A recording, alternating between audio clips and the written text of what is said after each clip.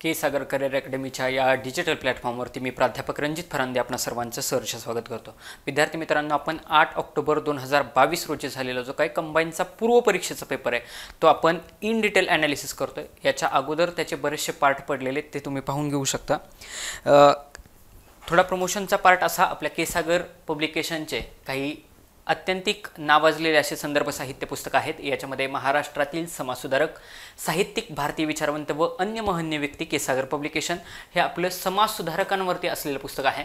त्याच्यानंतर महाराष्ट्राचा भूगोल प्राध्यापक खतीब सरांचं असलेलं हे पुस्तक आहे के सागर पब्लिकेशन अंडर। त्याच्यानंतर आधुनिक भारताचा इतिहास हे भारताच्या इतिहासावरती असलेलं पुस्तक आहे, ज्याच्यामध्ये 1757 ते 2015 पर्यंतचा पूर्ण इतिहास याच्यामध्ये कव्हर केलेला आहे। त्याच्यानंतर के सागर सामान्य विज्ञान प्राध्यापक रवी भूषण या पुस्तकाचं वैशिष्ट्य असं विद्यार्थी मित्रांनो की जे काही प्राध्यापक रवी भूषण यांचं लुसंटचं जे काही जनरल सायन्सचं पुस्तक आहे, या जनरल सायन्सच्या पुस्तकाच्या इंग्रजी संदर्भाचा मराठी अनुवाद केलेलं हे के सागरचं अत्यंतिक दर्जेदार, अत्यंतिक गाजलेलं असं पुस्तक आहे। या पुस्तकाचं वैशिष्ट्य राज्यसेवा पूर्व परीक्षा जे काही 4 जून 2023 रोजी झाली होती त्यातील 22 पैकी 19 प्रश्न या पुस्तकातील होते आणि 23 जानेवारी 2022 रोजी झालेल्या राज्यसेवा पूर्व परीक्षेतील 23 आउट ऑफ 23 प्रश्न याच पुस्तकातील होते। यावरून या पुस्तकाचं महत्त्व तुम्ही समजून घेऊ शकता। शिवाय हे पुस्तक आपल्या मराठी भाषेमध्ये अवेलेबल असल्यामुळे ते विद्यार्थ्यांना समजायला सोपं आहे, अंडरस्टँडिंगला सोपं आहे, परिणामी पटपट वाचून होतं आणि अंडरस्टँडिंग लवकर होतं आणि मार्क्स मध्ये त्याचं रूपांतर होतं। त्याच्यानंतर महाराष्ट्रातील पंचायत राज व नागरी स्थानिक स्वराज्य संस्था, लेखक प्राध्यापक व्ही पाटील असं आपलं पंचायत राजचं पुस्तक आहे। त्याच्यानंतर पॉलिटी ऑफ इंडिया, पॉलिटीचं पुस्तक के सागर पब्लिकेशनचं देखील अत्यंत गाजलेलं पुस्तक आहे। Polity of India with the special reference to the Maharashtra असं आपलं के सागर पब्लिकेशनचं हे अत्यंतिक दर्जेदार असं पुस्तक आहे। शिवाय हे जे काही पॉलिटीचं बुक आहे हे फक्त वस्तुनिष्ठ प्रश्नांसाठीच नाही, तर जे काही आगामी काळामध्ये 2025 पासून राज्यसेवा मेन्स जे काय हे रिटर्न पॅटर्नमध्ये होणार आहे तर त्या रिटर्न पॅटर्नसाठी देखील हे अत्यंतिक उपयुक्त असलेलं पुस्तक आहे। त्याच्यानंतर संपूर्ण बुद्धिमापन हे आपलं पुस्तक आहे। राज्यसेवा पूर्व परीक्षा PSI असेल, STI असेल ह्याच्यासाठी अत्यंतिक दर्जेदार स्वरूपाचं असं पुस्तक आहे। त्याच्यानंतर आपला कंबाईनसाठी ठोकळा अवेलेबल आहे। गट ब गट क संयुक्त पूर्व परीक्षा कंबाईन 87वे क्रमांकाची आवृत्ती आहे, 2022च्या पेपरसह उपलब्ध आहे आणि जेवढे जे काय आपल्या पोस्ट आहेत PSI असेल, STI असेल, सब रजिस्ट्रार असेल, त्याच्यानंतर खाली गट कच्या एक्साइज इन्स्पेक्टर असेल, तांत्रिक सहाय्यक असेल, कर सहाय्यक असेल, लिपिक टंकलेखक असेल, या सर्वच्या सर्व विषयांचा कंबाईन केलेला ठोकळा आहे हा। शिवाय जवळपास 80% प्रश्न याच पुस्तकातील येतील अशा पद्धतीचा हा दर्जेदार संदर्भ साहित्य या ठिकाणी बनवलेला आहे। याच्यामध्ये जो काय 2023-24चा जो काय अर्थसंकल्प आहे, अर्थसंकल्पावरती क्वेश्चन असतो म्हणजे असतो इकॉनॉमिकच्या सेक्शनमध्ये, तो अर्थसंकल्प देखील या पुस्तकामध्ये इन्क्लूड केलेला आहे। शिवाय मानव विकास अहवाल 2021-22, जागतिक भूक निर्देशांक 2022, जागतिक शांतता निर्देशांक 2022, जागतिक विकास अहवाल आणि जे काही लेटेस्ट सर्वे आहेत ते देखील याच्यामध्ये इन्क्लूड केलेले आहेत। त्याच्यानंतर प्राध्यापक प्रमोद हुमने सरांचं समग्र अंकगणित हे देखील आपलं अंकगणितचं पुस्तक आहे। त्याच्यानंतर PSI, STI, ASO पूर्व परीक्षेचा आपला क्वेश्चन पेपरचा सेट आहे। याच्यामध्ये विषयनिहाय स्पष्टीकरणात्मक प्रश्नपत्रिका संग्रह 2013 पासून ते 2023 पर्यंतच्या झालेल्या सर्व प्रश्नपत्रिका याच्यामध्ये कव्हर केलेल्या आहेत। त्याच्यानंतर महाराष्ट्राचा इतिहास भारताच्या पार्श्वभूमीवर, लेखक प्राध्यापक व्ही पाटील असं हे आपलं महाराष्ट्राच्या इतिहासावरचे पुस्तक आहे। म्हणजे महाराष्ट्राच्या समाजसुधारकांचं पुस्तक वेगळं आणि महाराष्ट्राच्या इतिहासावरचे पुस्तक वेगळं। महाराष्ट्राच्या इतिहासामध्ये वेगवेगळे मग उठाव झालेले असतील, क्रांतिकारकांचे उठाव असतील, कोळ्यांचे उठाव असतील, शेतकऱ्यांचे बंड असतील, हे सर्वच्या सर्व याच्यामध्ये इन्क्लूड केलेले आहे।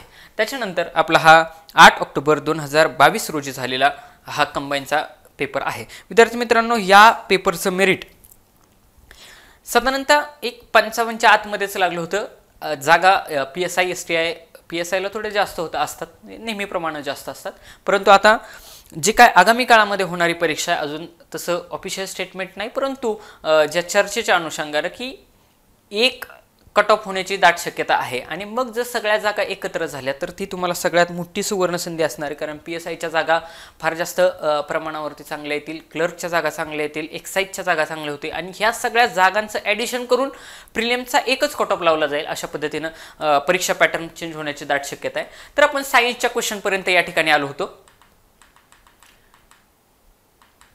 सायन्सच्या क्वेश्चनमध्ये आपण 73 नंबरच्या क्वेश्चनमध्ये आलो होतो. बघा आता 73 नंबरचा क्वेश्चन काय म्हणतोय, प्रतिध्वनी तरच ऐकू येतो जर ध्वनीचा स्रोत आणि अडथळा यांच्यातील अंतर टिंबटिंब असेल. म्हणजे प्रतिध्वनी ज्याला आपण इको म्हणतो, इको कधी ऐकू येईल, ज्यावेळी ध्वनीचा स्रोत आणि अडथळा याच्यामधलं अंतर किती असेल. पहिला ऑप्शन बघा, 17 मीटरपेक्षा कमी, 17 मीटरपेक्षा जास्त किंवा 17 मीटर, 7 मीटरपेक्षा कमी आणि वरीलपैकी एकही नाही. मला सांगा, ज्या अर्थी एक्झामिनरनं हा क्वेश्चन फ्रेम केलाय त्या अर्थी त्याला उत्तर द्यायचंच आहे. त्यामुळे वरीलपैकी कोणतेही नाही हे 100% खात्रीशीर माहिती असल्याशिवाय या ऑप्शनला जायचं नाही. ऑप्शन 1 इलिमिनेट झाला. आलो आपण 75% आता बघा, इथं 17 दिसतंय, इथं 17 दिसतंय, म्हणजे एक्झामिनरची अपेक्षा आहे की उत्तर या दोन ऑप्शन मध्येच असण्याची दाट शक्यता आहे. 7 मीटरपेक्षा कमी या ठिकाणी उत्तर असणार नाही. आलो 50-50 वरती. आता बघा, तुम्हाला मी अगोदरच सांगितले की ऑप्शन नंबर 2 आणि ऑप्शन नंबर 3 ला मॅक्सिमम प्रेफरन्स द्यायचा. ऑप्शन नंबर 2 आणि ऑप्शन नंबर 3 ला जास्तीत जास्त प्रेफरन्स द्यायचा आहे. आता तुम्ही पाहिलं की इथं 17 मीटरपेक्षा कमी म्हणताय, इथं 17 मीटर किंवा 17 मीटरपेक्षा जास्त असं म्हणताय. हा जास्तीत जास्त एक्सप्लेन पण केलेला आहे ऑप्शन. आणि अगदी बेसिक 10वीचं पुस्तक वाचलं, 8वीचं पुस्तक वाचलं, त्याच्यातला साऊंड नावाचा चॅप्टर आहे. या साऊंड नावाच्या चॅप्टरमध्ये तुम्हाला हे पाहायला भेटतं की बाबा, जर तुम्हाला इको म्हणजे प्रतिध्वनी पाहिजे असेल तर प्रतिध्वनी हा 17 मीटर किंवा 17 मीटरपेक्षा जर जास्त अंतर असेल तर त्या ठिकाणी इको प्रोड्यूस होतो. आता आपण बघा, आपण महाबळेश्वरला कधीतरी जातो, तिथं इको पॉइंट आहे. त्या इको पॉइंटला आपण जर आवाज दिला तर 7 वेळा आवाज आपल्याला तोच आपलाच आवाज ऐकू येत असतो परत परत. म्हणजेच काय, त्या डोंगरामधलं अंतर काय 17 मीटरच असेल का? 17 मीटरपेक्षा जास्त असेल. म्हणजेच या प्रश्नाचं उत्तर ऑप्शन नंबर 2, 17 मीटर किंवा 17 मीटरपेक्षा जर जास्त अंतर असेल तर प्रतिध्वनी आपल्याला ऐकायला येत असतो. तर आपल्या या पुस्तकामध्ये स्पष्टीकरणामध्ये आपल्याला या ठिकाणी त्याचं एक्सप्लेनेशन दिलेलं दिसतं की बाबा, प्रतिध्वनी म्हणजे इको ही ध्वनीची परिवर्तनाची नैसर्गिक घटना आहे. प्रतिध्वनी म्हणजेच ध्वनीच्या तरंगाची पुनरावृत्ती होत असते.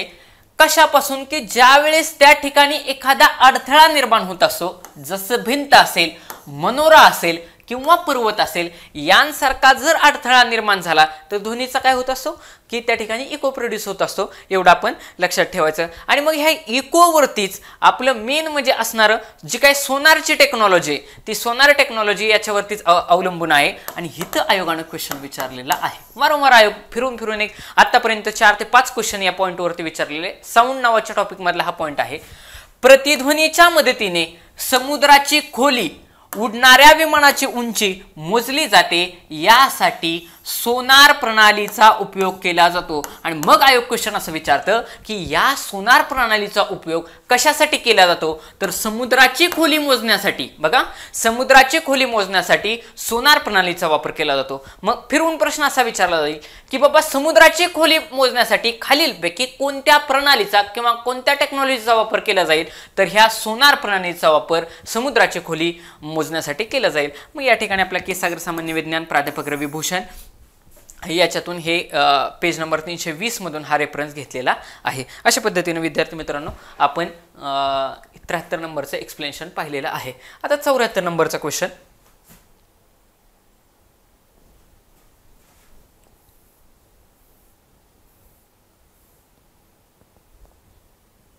आता हा क्वेश्चन एक्झाम हॉलमध्ये बघा, हा जो 74 नंबरचा क्वेश्चन आहे हा एक्झाम हॉलमध्ये सहजासहजी डील होऊ शकत नाही, परंतु उत्तर काढण्याकडे आपला कल असलाच पाहिजे. क्वेश्चन सोडून यायचा नाही, काही ना काहीतरी जुगाड लावून त्याच्या उत्तरापर्यंत पोहोचायचं म्हणजे पोहोचायचं. आता बघा 74 नंबरचा क्वेश्चन, हा क्वेश्चन हार्ड स्वरूपाचा होता परंतु उत्तर येतच होतं. तुम्हाला माहिती आहे, मी अगोदरच एक ऑप्शन सांगितलेला आहे की जर एखाद्या व्यक्तीच्या संदर्भावरती आयोग जर क्वेश्चन विचारत असेल, व्यक्ती विशेषवरती क्वेश्चन विचारत असेल, तर शक्यतो बघा शक्यतो ऑप्शन नंबर 3 ला, कुठल्या ऑप्शन नंबर 3 ला आयोग उत्तर ठेवण्याचा काय करत असतं, प्रयत्न करत असतं. मग आता बघू आपण टिंबटिंबच्या अणूच्या मॉडेलमध्ये, बघा अणूच्या मॉडेलवरती क्वेश्चन विचारलाय. आयोगाचा हा फेवरेट क्वेश्चन आहे. आयोग अणूच्या मॉडेलवरती क्वेश्चन विचारतं म्हणजे विचारतच की बाबा हे डाल्टन काय, रुदरफोर्ड काय, बोहरचं काय, असं विचारतात. टिंबटिंबच्या अणूच्या मॉडेलमध्ये इलेक्ट्रॉन्सचा कोनीय संवेग हा h/2π या परिमाणाचा अविभाज्य गुणक आहे, असा क्वेश्चन विचारलेला आहे. म्हणजे या ठिकाणी कुठे क्वेश्चन चाललाय तर हा जो काही इलेक्ट्रॉन्स आहे ह्या इलेक्ट्रॉनच्या कोनीय संवेगावरती, बघा इलेक्ट्रॉनच्या कोनीय संवेगावरती क्वेश्चन चाललाय. मग थोडं शांत राहून विचार करा. हे डाल्टन असतील, रुदरफोर्ड असेल, ह्या डाल्टननं काय केलं की बाबा अणूची प्रतिकृती मांडली. बघा मग जर अणूची प्रतिकृती ह्या डाल्टननं मांडली असेल, रुदरफोर्डनं काय सांगितलं की बाबा ह्या अणूमध्ये प्रोटॉन आणि इलेक्ट्रॉन्स असतात. आतमध्ये प्रोटॉन्सवरती पॉझिटिव्ह चार्ज असतो, त्याच्यानंतर इलेक्ट्रॉन्सवरती निगेटिव्ह चार्ज असतो.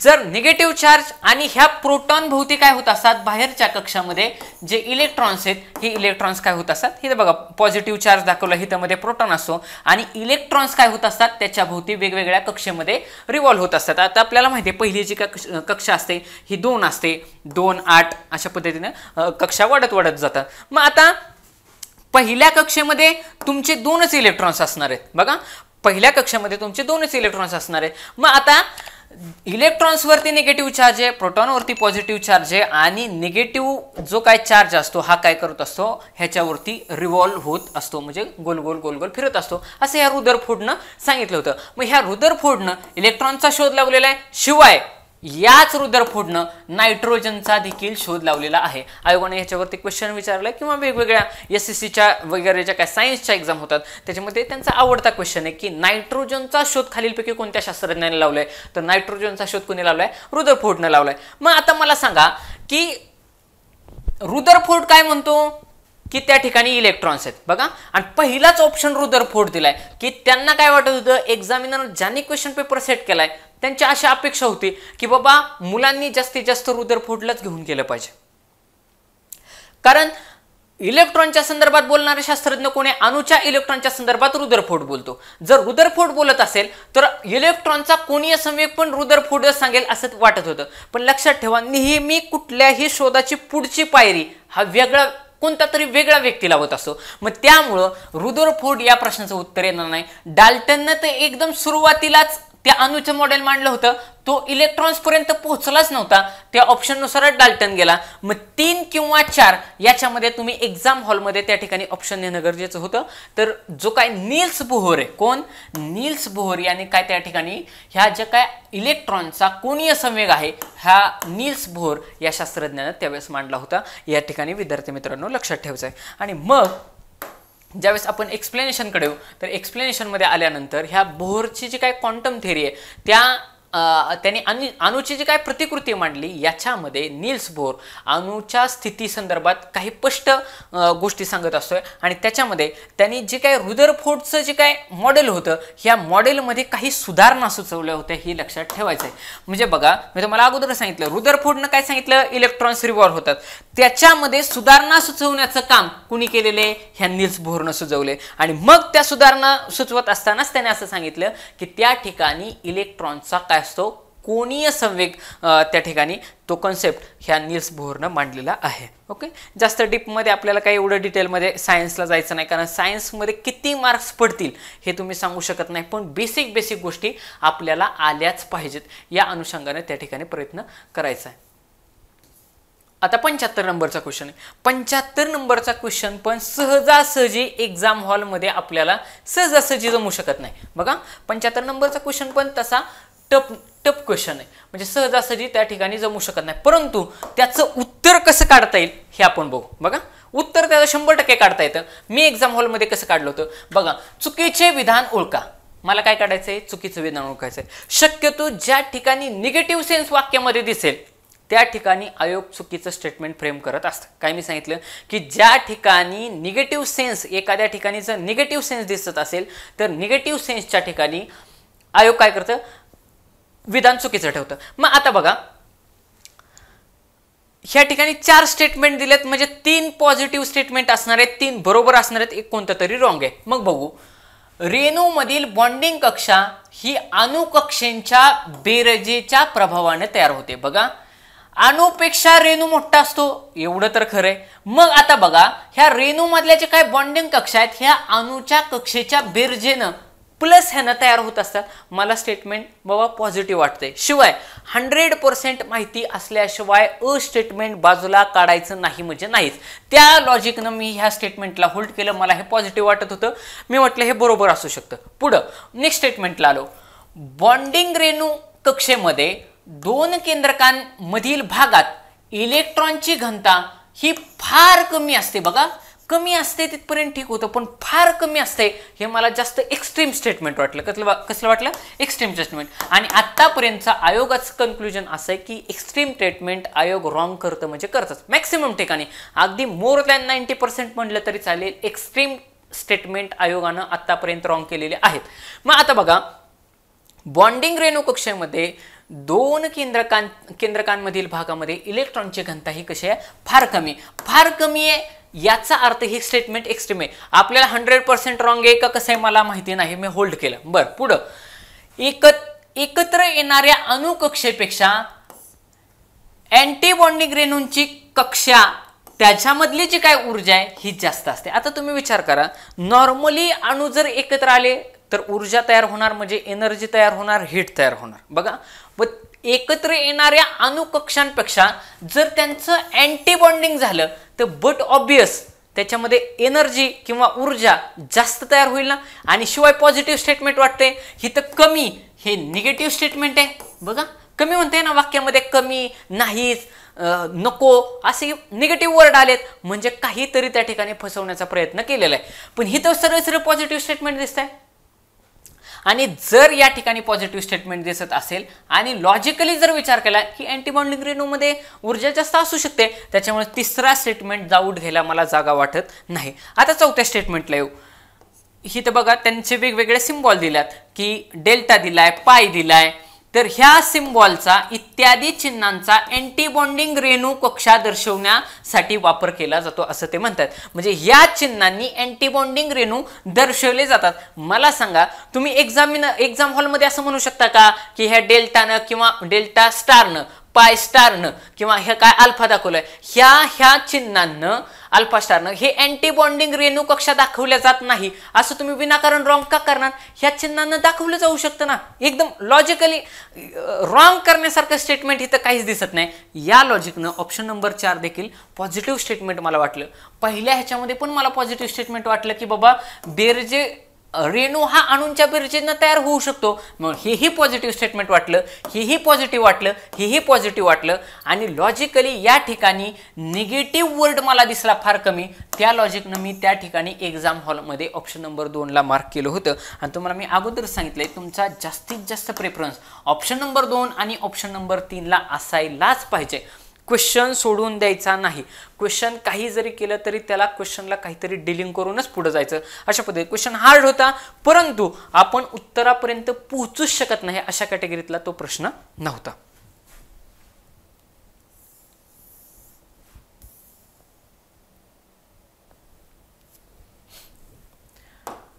पुढं 76 नंबरचा क्वेश्चन. नायट्रोजन फिक्सेशन वरती आयोग क्वेश्चन विचारतं म्हणजे विचारतच, त्याच्यामुळे नायट्रोजन फिक्सेशन हा टॉपिक व्यवस्थित करून ठेवायचा.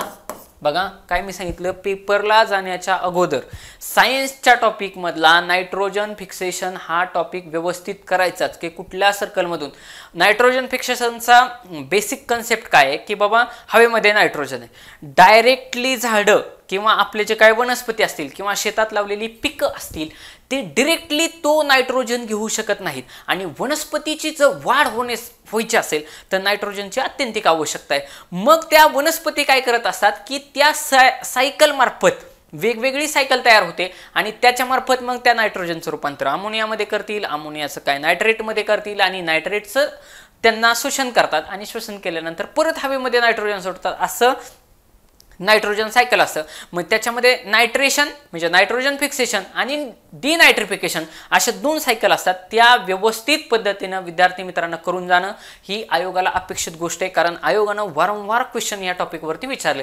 हा थोडा फिरवून क्वेश्चन विचारला होता. आता बघा, पण देखील क्वेश्चन किती जरी हार्ड आला तरी आपल्याला ऑप्शनवरून त्याला डील करता आलं पाहिजे. आपलं कमांड हे 4 ऑप्शनवरून असलं पाहिजे. आता बघा, जैविक नायट्रोजन फिक्सेशन दरम्यान म्हणजे क्वेश्चन कुठे विचारलाय, नायट्रोजन फिक्सेशन वरती विचारलाय. नायट्रिफाईंग जीवाणू, नायट्रिफाईंग जीवाणू म्हणजे काय, रायझोबियम असतील, ॲझोटोबॅक्टर असतील, हे काय करतात की हे नायट्रोजन फिक्सेशन करण्याचं काम करतात.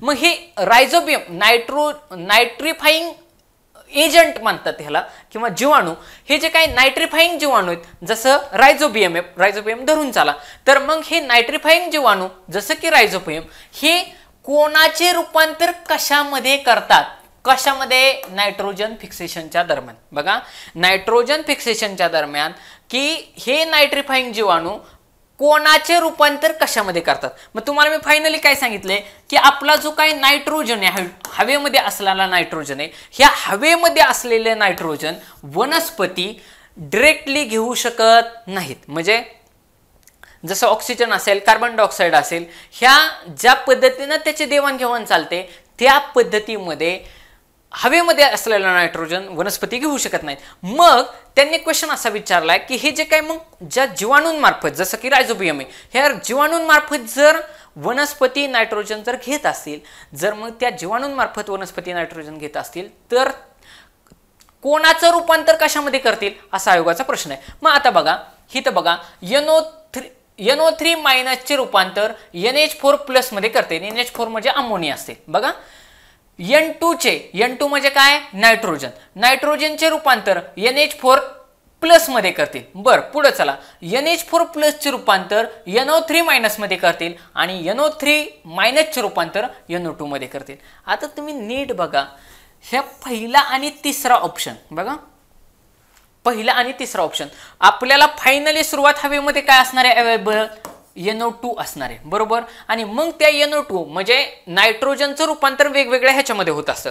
मग ते अमोनियामध्ये करणार, नायट्रेटमध्ये करणार, अशामध्ये रूपांतर होत असतं.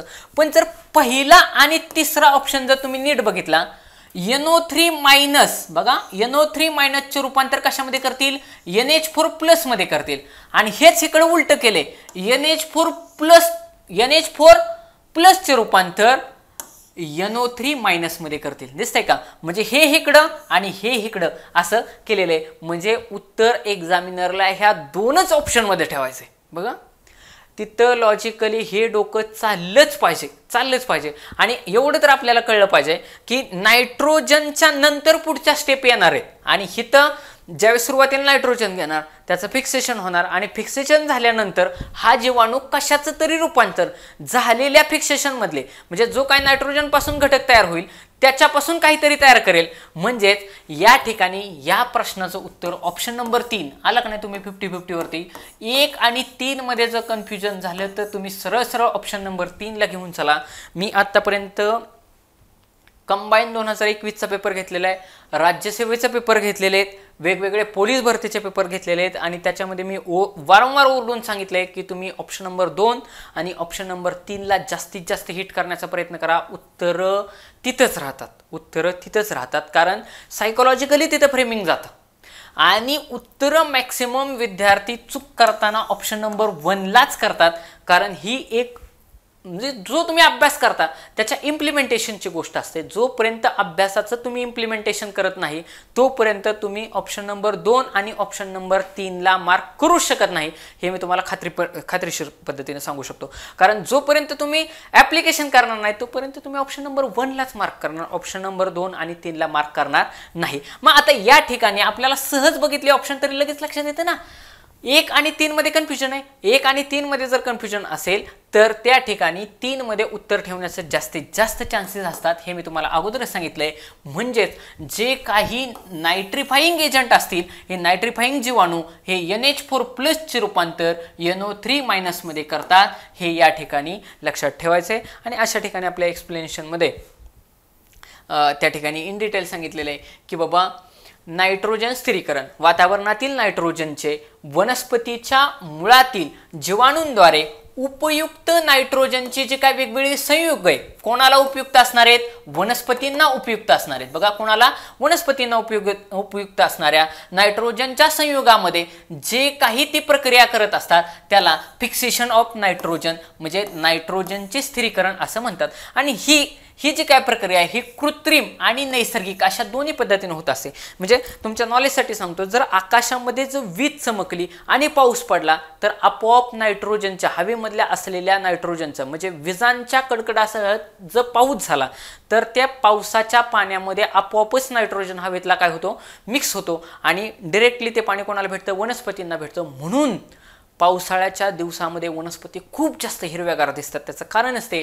कारण त्या पाण्यामध्ये नायट्रोजनचं मिक्सेशन झालेलं असतं. म्हणून आपण युरिया वापरतो.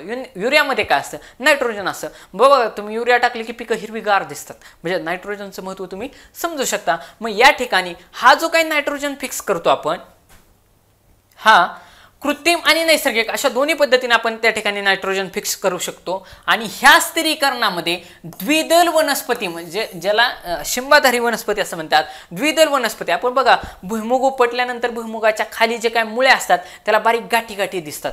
तूर असेल ते उपटल्यानंतर बारीक गाठी गाठी दिसतात. मग ह्या जे काही वनस्पती आहेत, मग तुम्ही बघा, भुईमुग उपटल्यानंतर त्या ठिकाणी दुसरं पीक लावा, पीक एक नंबरच येतं. का तर ऑलरेडी हवेतील नायट्रोजनचं काय झालं असतं, मातीमध्ये स्थिरीकरण झालेलं असतं. परिणामी मातीमधल्या असलेल्या सॉइलमध्ये असलेल्या नायट्रोजनचं प्रमाण काय होतं, वाढतं. मग आता बघा, जो काय रायझोबियम आहे, उद्या क्वेश्चन आयोगाने इथं पण विचारलंय की कोण नायट्रोजनचं फिक्सेशन करतं, तर हा जो काय रायझोबियम आहे तर हा रायझोबियम सहजीवी ज्याला सिम्बायोटिक असं म्हणतात, हा नायट्रोजनचं काय करत असतो, स्थिरीकरण घडत असतो. आणि जर यदाकदाचित नायट्रोजन जर सोडला जात असेल, आता नायट्रोजन फिक्सेशन मध्ये काय केलं जातं की नायट्रोजन घेतला जातो, हवेतील नायट्रोजन घेणार आणि त्यापासून वेगवेगळे वनस्पतीला उपयुक्त असलेले नायट्रेट असेल हे तयार करणार. पण डिनायट्रिफिकेशन मध्ये काय करणार, डिनायट्रिफिकेशन मध्ये हीच प्रक्रिया कशी होत असते, उलटी घडत असते. डिनायट्रिफिकेशन मध्ये जे काय विनायट्रिक जीवाणू असतात ज्याला डिनायट्रिफाईंग बॅक्टेरियाज म्हणतात, त्या डिनायट्रिफाई बॅक्टेरिया काय करत असतात की नायट्रोजन तयार करत असतात. काय तयार करत असतात, नायट्रोजन तयार करत असतात. त्याच्यावरून लक्षात घ्यायचं की आपल्याला विचारते काय की बाबा नायट्रोजन फिक्सेशन विचारलंय की डिनायट्रिफाईंग फिक्सेशन विचारलंय. डिनायट्रिफिकेशन म्हणजे त्याच्या शब्दातच आहे, डी म्हणजे नाहीसा करणे, नायट्रोजन मुक्त करणे. म्हणजे जर हवेमध्ये जर मुक्त नायट्रोजन, वातावरणामध्ये जर मुक्त केला जात असेल नायट्रोजन तर त्याला काय म्हणणार, डिनायट्रिफिकेशन असं म्हणणार. ही बेसिक गोष्ट या ठिकाणी लक्षात ठेवायची. आणि तुम्हाला मी अगोदरच सांगितलं की रायझोबियम सारखे जे काही वनस्पती असतात ते काय करत असतात, ह्या गोष्टी घडवून असतात. मग हे जे काही नायट्रोजन घेणार किंवा नायट्रोजन हवेमध्ये सोडणार हे जे काही सायकल चालतं या सायकलला नायट्रोजन सायकल असं म्हणतात. या चक्राला नायट्रोजन सायकल असं म्हणतात. इयत्ता 10वीचं पुस्तक जरी तुम्ही ओपन करून बघितलं तरी इयत्ता 10वी मध्ये शिकलेला तो आपल्याला पार्ट आहे. आणि मग हेबरच्या आणि बर्कलँडच्या जी काय प्रक्रिया याच्याद्वारे कृत्रिम नायट्रोजन स्थिरीकरणाचा पार कोण, हेबर आणि बर्कलँड या बर्कलँड ईडी आणि हेबर या दोघांनी कृत्रिमरित्या नायट्रोजनचं स्थिरीकरण कसं घडवता येईल किंवा संयुग स्थिरीकरण कसं करता येईल याचा शोध लावला. आपलं केसागर पब्लिकेशनचं जे काय प्राध्यापक रवी भूषण यांचं असलेलं जे काय पुस्तक आहे त्याच्यामधून हा संदर्भ आपण त्या ठिकाणी घेतलेला आहे.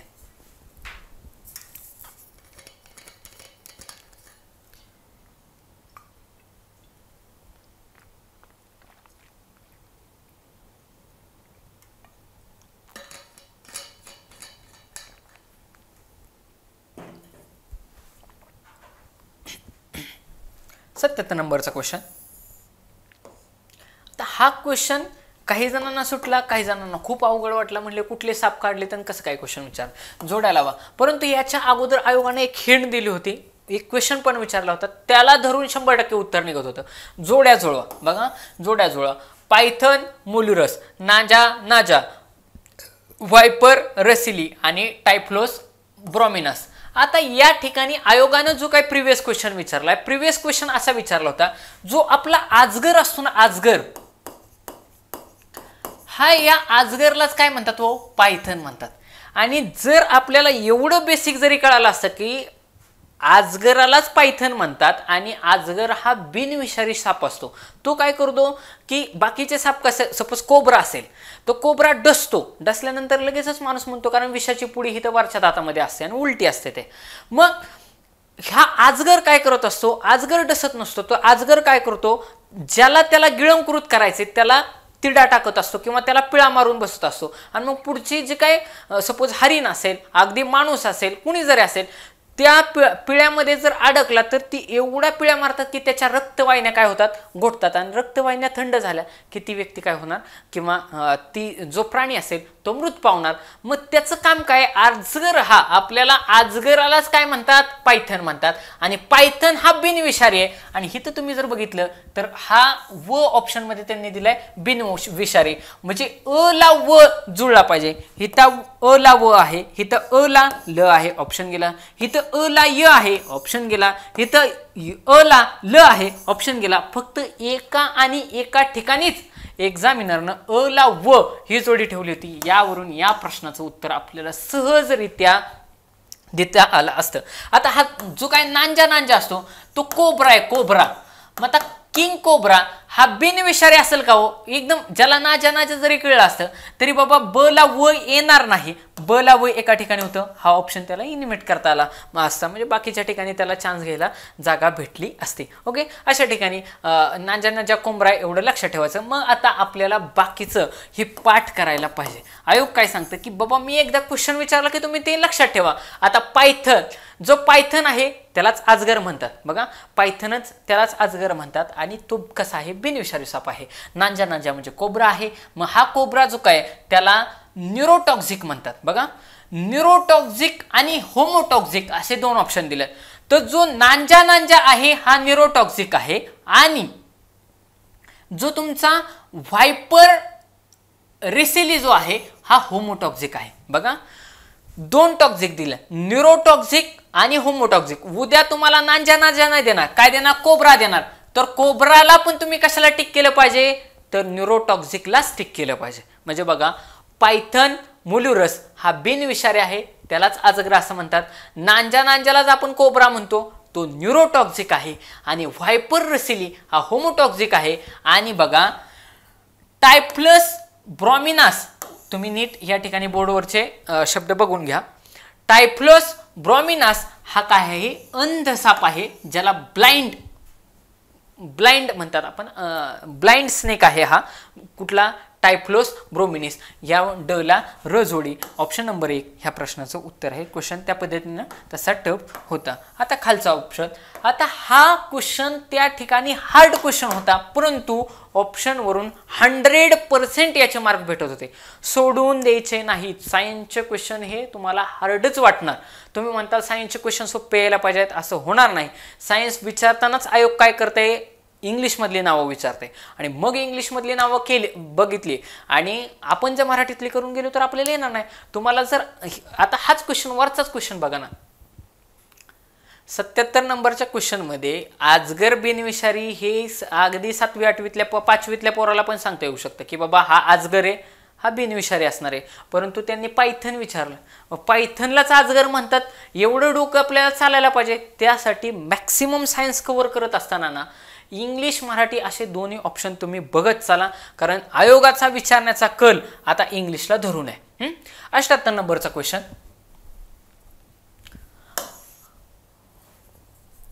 ऑरेलियाच्या लार्वल स्टेजच्या खालीलपैकी योग्य क्रम लावा. म्हणजे जो काय ऑरेलियाचा ज्या काही वेगवेगळ्या स्टेजेस आहेत त्याचा योग्य क्रम लावा. तुम्हाला सांगतो, स्पर्धा परीक्षा करणाऱ्या 99.99% विद्यार्थ्यांनी हा न वाचलेला क्वेश्चन आहे, न वाचलेला.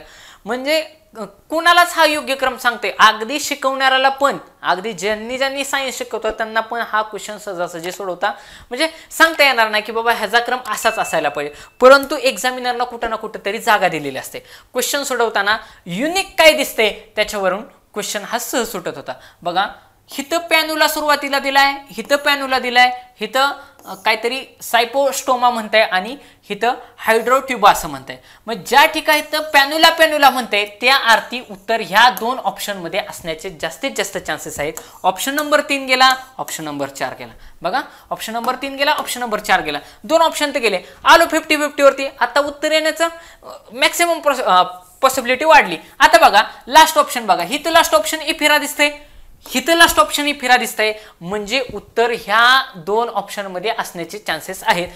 3 नंबर ऑप्शन ऑलरेडीच आपण इलिमिनेट केलाय.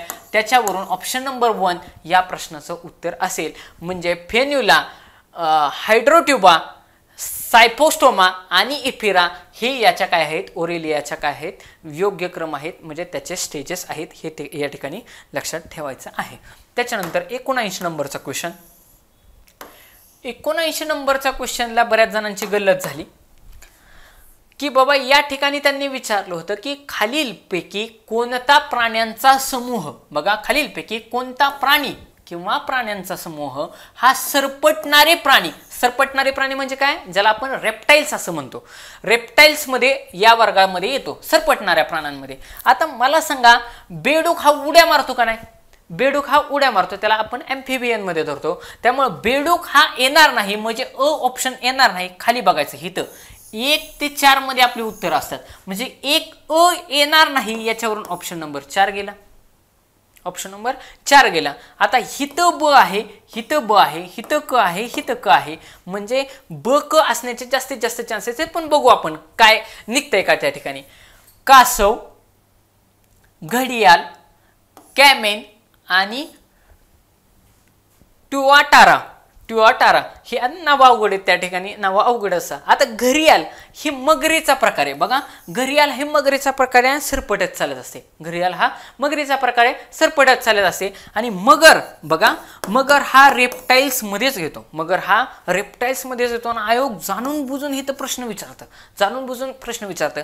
त्याचं कारण असं की जे काही रेप्टाइल्स आहेत, बघा जे रेप्टाइल्स आहेत ह्यांना सहजासहजी म्हणजे सगळ्या रेप्टाइल्सला, मॅक्सिमम रेप्टाइल्सला किती 3 कप्प्यांचं हृदय, बघा मॅक्सिमम रेप्टाइल्सला 3 कप्प्याचं हृदय आहे. परंतु मगर हा रेप्टाइल्स असून तिला माणसाप्रमाणे 4 कप्प्यांचं हृदय आहे, हे या ठिकाणी लक्षात ठेवायचं.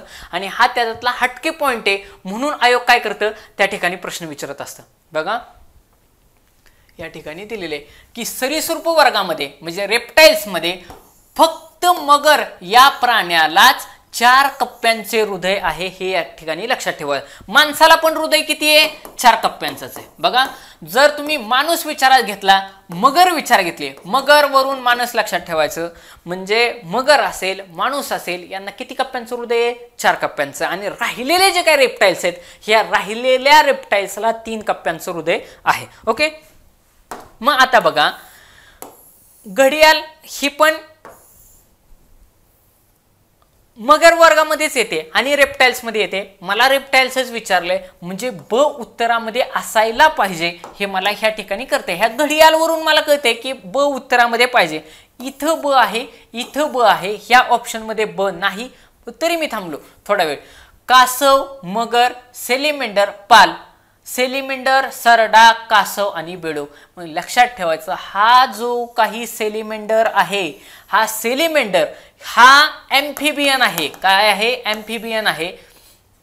जर हा सेलिमेंडर हा एम्फिबियन आहे, उभयचर आहे, तर तो रेप्टाइल्स मध्ये येणार नाही. त्याच्यामुळे क येणार नाही, ड येणार नाही. आता बघा हिथं क ड आहे, ऑप्शन गेला.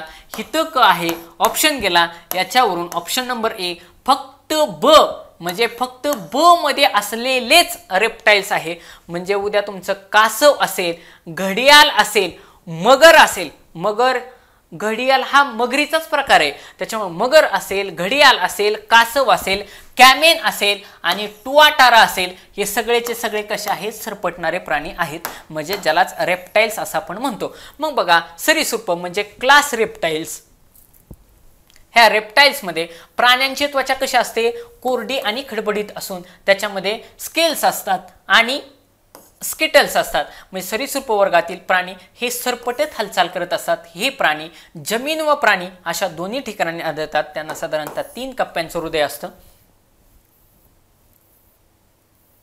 आणि मग मेन गोष्ट लक्षात काय ठेवायची की बाबा मग ह्या रेप्टाईल्समध्ये येतं कोण कोण, तर पाल असेल. बघा बघा ना तुम्ही, पाल खालचं जर धड घासत चालत असेल, बघा जर चालताना आपण भिंतीवरती पाल बघतो, खालची सगळी बॉडी टेकलेली आहे का नाही, मग जर खालची बॉडी पोट जर चालताना टेकत असेल, मगर आठवा डोळ्यासमोर, पाल आठवा, मगरीचाच पकडा घरी आले, पोट टेकते का नाही, पोट ते चालत असताना पोट खाली घासतंय. म्हणजेच साप असेल, बघा सापाला तर पायच नाही, पोट टेकते का नाही खाली, कासव असेल पोट टेकते का नाही खाली, सुसर असेल मगरीचाच प्रकार आहे, मगर असेल, मग हे सगळे काय आहेत रेप्टाईल्स वर्गामध्ये येतात. लक्षात ठेवायचं यांना पाय आणि कान नसतात. परंतु म्हणजे सापाचा विचार केला, सापांना पाय पण नसतात, कान पण नसतात, कान नसतात पाय पण नसतात, परंतु त्यांची त्वचा कशी असते की वासांना अतिशय संवेदी असते, त्याच्यावरून ते काय करत असतात, शिकार करत असतात. मग आता काही महत्त्वाचे सरीसृप म्हणजे रेप्टाईल्स व त्यांचे विशेष पारिभाषिक नावं पुढे पुढे दिलेली आहेत. आता बघा इथं दिले का नाही, अजगर म्हणजे पायथॉन, कोब्रा म्हणजे नांजा, बघा कोब्रा म्हणजे नांजा. अशा पद्धतीनं तुम्ही प्राध्यापक रवी भूषण यांचं जे काय सामान्य विज्ञान यांचं जे काय पुस्तक वाचलं तर त्याच्यामध्ये इन डिटेल दिलेले. फक्त लक्षात ठेवायचं की सॅलेमेंडर हा ॲम्फिबियन मध्ये येतो, हे तुम्ही लक्षातच ठेवलं पाहिजे. त्याच्यावरून हा प्रश्न तुम्हाला सुटत होता. इयत्ता 10वीचं प्राण्यांचं वर्गीकरण जे काय दिलेलं आहे किंवा आपलं जे काय सायन्सचं पुस्तक असेल किंवा प्राध्यापक रवी भूषण यांचं जे काय आपण लुसंट पब्लिकेशनचं जे काय वेगवेगळं कन्व्हर्जन केलेलं आहे, हे जर आपण अगोदर पाहिलं तर त्या ठिकाणी तुमच्या लक्षात येईल की बाबा प्राण्यांच्या वर्गीकरणावरती आयोग वारंवार फिरून प्रश्न विचारते, तर ते आपल्याला व्यवस्थित पद्धतीनं केलं पाहिजे. ओके, 80 नंबरचा क्वेश्चन.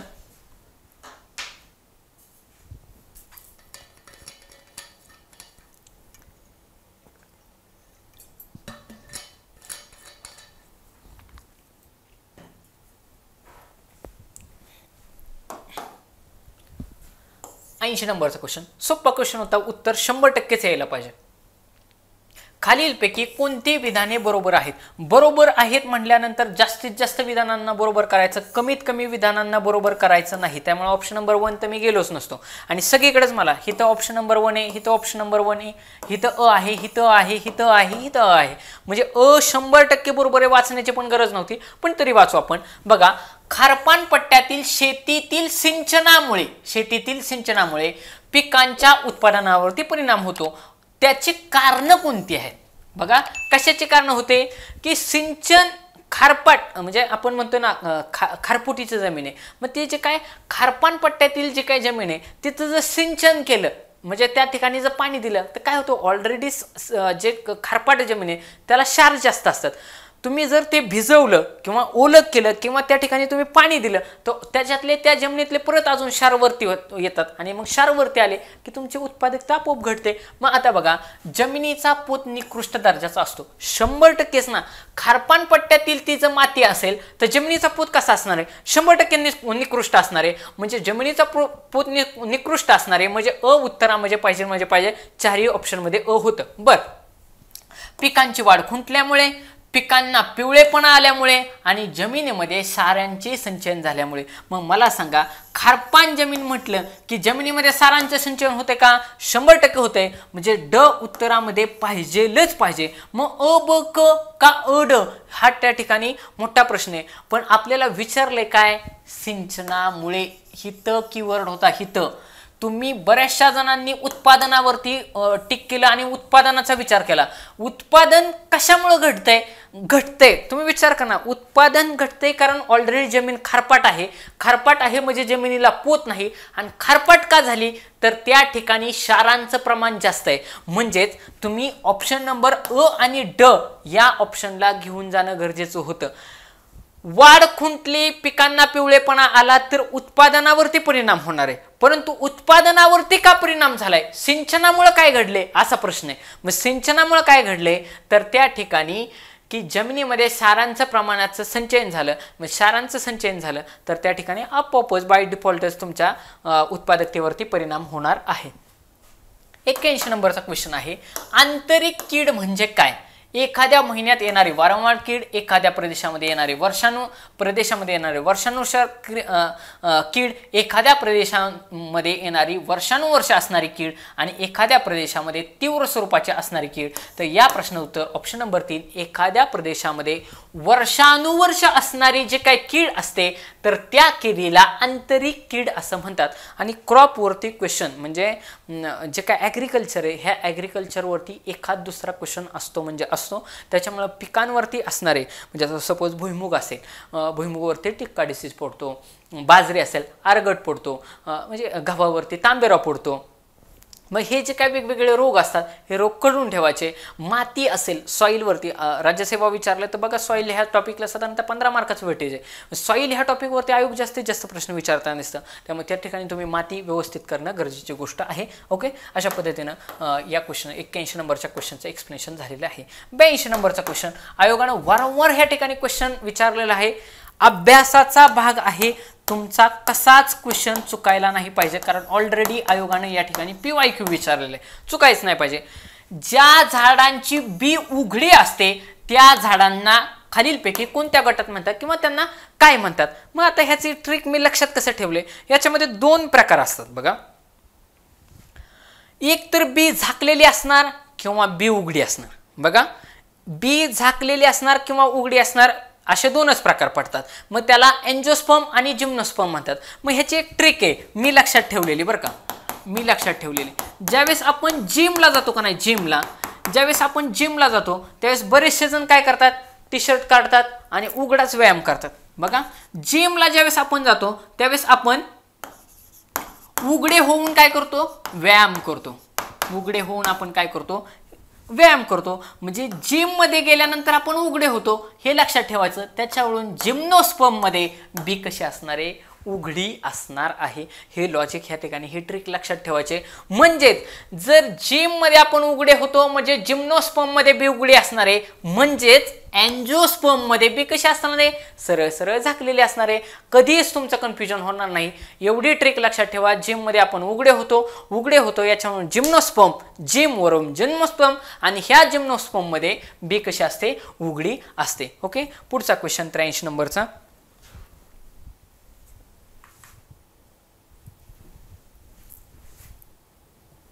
आणि मग वनस्पतीचं जर तुम्ही व्यवस्थित वर्गीकरण बघितलं तर आतापर्यंत वर्गीकरणावरती वेगवेगळे प्रश्न त्या ठिकाणी विचारलेले आहेत. वनस्पती सृष्टीचं तुम्ही कसे काय थॅलोफायटा, ब्रायोफायटा आणि टेरिडोफायटा यातली जी काय सगळ्यात टेरिडोफायटा जी काय आहे ही सगळ्यात जास्त विकसित आहे. ब्रायोफायटा बरोबर मध्ये आहे. याच्यामध्ये थॅलोफायटामध्ये म्हणजे कशाच पद्धतीचा विकास झालेला नसतो, हे थॅलोफायटामध्ये असतं.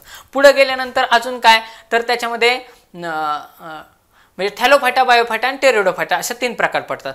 त्याच्यानंतर पुढे गेलं तर जिम्नोस्पर्म आणि एंजिओस्पर्म, उघडी बी आणि झाकलेली बी अशा पद्धतीनं. आणि त्याच्यामध्ये पुढं परत मोनोकॉट आणि डायकॉट. मोनोकॉट म्हणजे एकच फक्त बी असते, एक बीजपत्री, आणि द्विबीजपत्री म्हणजे डायकॉट.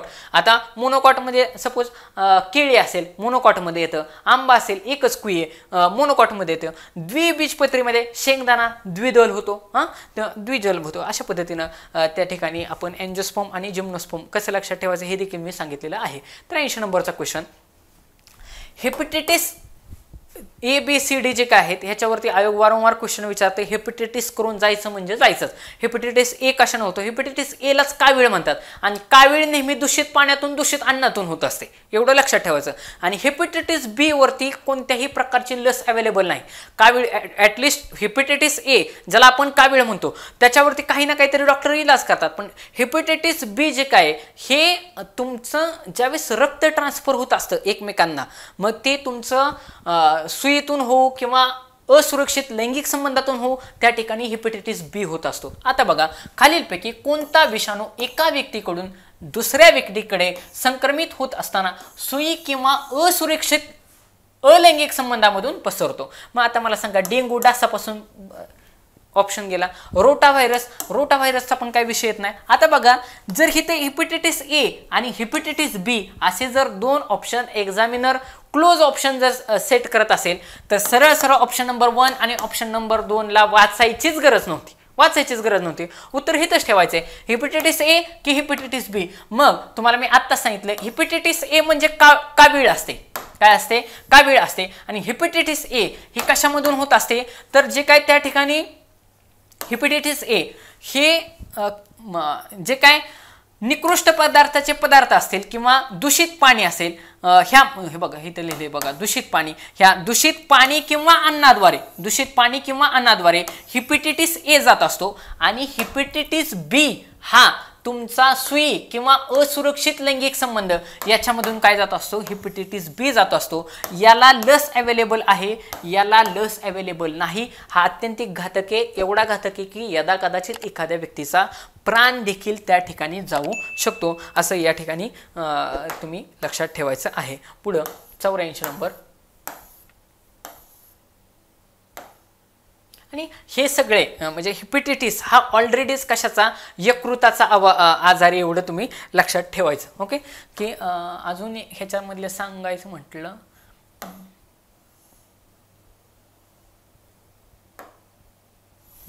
ठीक आहे. 84 नंबरचा क्वेश्चन.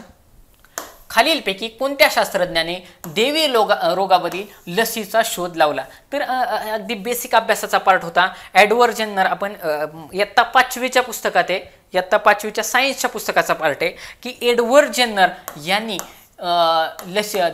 पहिली देवीचं रोग यायचा आणि फटाफट लोक मारायचे. आपल्याला बघा इथं पण आपल्या साईडला दंडावरती बारीक हे लस टोचलेलंचं सिम्बॉल आहे. त्या एडवर्ड जेन्नरनं काय देवीच्या लसीचा शोध लावला होता. आणि कशापासून लावला होता, तर जे काय गाईचं जे काही दूध आहे कासाच्या तिथून येणार, तर त्याच्यापासून त्याचा शोध लागला होता. लुई पाश्चर ह्याने पाश्चरायझेशनचा शोध लावला आणि त्याच्यामुळेच दूध आपलं दीर्घकाळ टिकतं.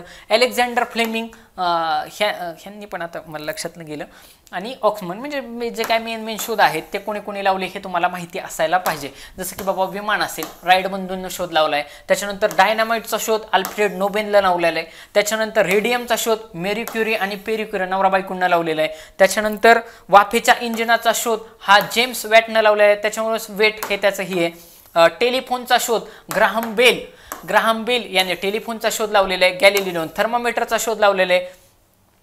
थॉमस एडिसन विजेच्या दिव्याचा शोध लावलेला आहे. म्हणजे जे काय बेसिक जे शोध आहेत हे आपल्याला कोणी लावलेले आहेत हे आपल्याला माहिती असायला पाहिजेत. बरेचसे या ठिकाणी शोध दिलेले आहेत. तुम्ही वाटलंच तर स्क्रीनशॉट घेऊ शकता की बाबा कोणी कशाचा शोध लावलेला आहे. हां, हे बघा, पेनिसिलिनचा शोध बऱ्याच वेळा आयोगाने विचारले. अलेक्झांडर फ्लेमिंग यांनी पेनिसिलिनचा शोध लावलेला आहे. या ठिकाणी तुम्ही जर बघितलं की कोणी कशाचे शोध लावलेले आहेत या ठिकाणी तुम्ही पाहू शकता. देवीची लस असेल, एडवर्ड जेन्नरने शोध लावलेला आहे. त्याच्यानंतर सिंथेटिक जीन असेल, आपले हरगोविंद खुराना यांनी लावलेलं, भारतीय शास्त्रज्ञ आहेत. त्यानंतर न्यूटननं गुरुत्वाकर्षणाचा शोध लावलेला आहे. ह्यांना रामन इफेक्ट म्हणतात आपण त्याला. CV रमन जे काय असतात, ज्यांच्या आपण मला वाटतं 28 फेब्रुवारी आपण विज्ञान दिवस, हे ज्या दिवशी रामन इफेक्टचा शोध लावला आणि त्यांना नोबेल पारितोषिक दिलं गेलं, ह्यांच्यानुसार आपण 28 फेब्रुवारी हा विज्ञान दिवस साजरा करत असतो. ते CV रमन ह्यांनी रामन इफेक्टचा शोध लावला. रोटेजन जे आहेत त्यांनी एक्सरेचा शोध लावला. किरण म्हणजे एक्सरे, रोटेजन जे आहेत एक्सरेचा शोध लावला. त्याच्यानंतर जे थॉम्सन यांनी इलेक्ट्रॉनचा शोध लावला, जे महत्त्वाचे आहेत.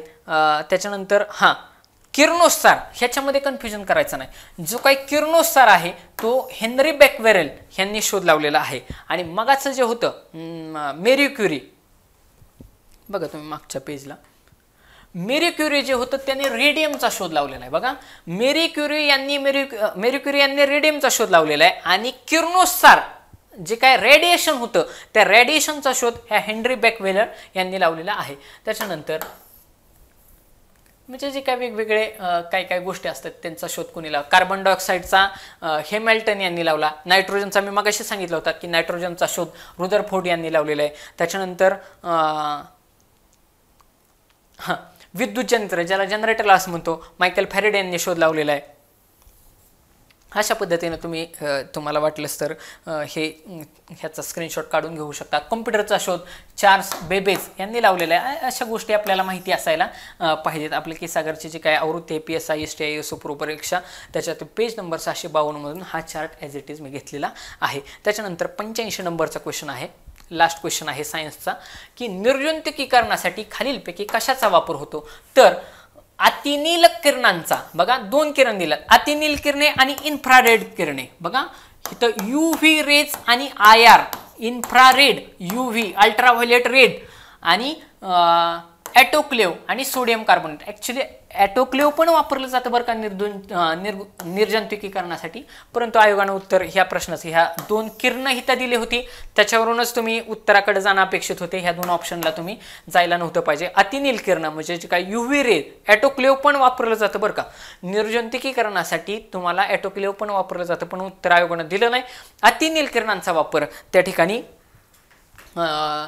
निर्जंतुकीकरणासाठी केलेला आपल्याला दिसतो. आणि मग ही जी काय वेगवेगळी किरणं आहेत, ही किरणं तुम्ही कुठली कुठली किरणं आहेत, त्यांचा उपयोग काय काय होतो या ठिकाणी आपल्या ह्या पुस्तकामध्ये दिलेलं आहे. की किरण असेल, किरणाचा उपयोग कशासाठी होतो, गॅमा रेजचा त्याचा शोध कोणी लावला, हेनरी बॅकवेलनं लावला, एक्सरेचा रोटेजननं लावला, त्याच्यानंतर या ठिकाणी बघा दीर्घकिरणे, सूक्ष्मकिरणे यांचा शोध कोणी कोणी लावला, त्यांचा उपयोग कशासाठी होतो, अशा पद्धतीनं या ठिकाणी जो काही सायन्सचा पार्ट आहे हा विद्यार्थी मित्रांनो आपण संपवलेला आहे. तुम्हाला हे लेक्चर कसं वाटलं नक्कीच कमेंट बॉक्समध्ये सांगा. केसागर करिअर अकॅडमीचे लेक्चर आवडले तर नक्कीच लाईक करा, शेअर करा, तुमच्या मित्रांपर्यंत ते पोहोचवा, सबस्क्राईब करा. धन्यवाद.